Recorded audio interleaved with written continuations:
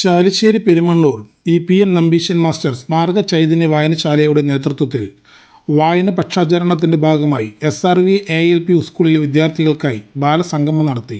കവയിത്രി രതി ചാലിശ്ശേരി ബാലസംഗമം ഉദ്ഘാടനം ചെയ്തു.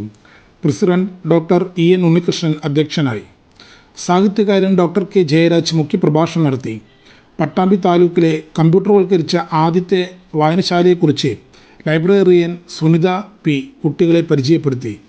ഗ്രന്ഥശാല സംഘം സെക്രട്ടറി EK മണികണ്ഠൻ സമ്മാനങ്ങൾ വിതരണം ചെയ്തു.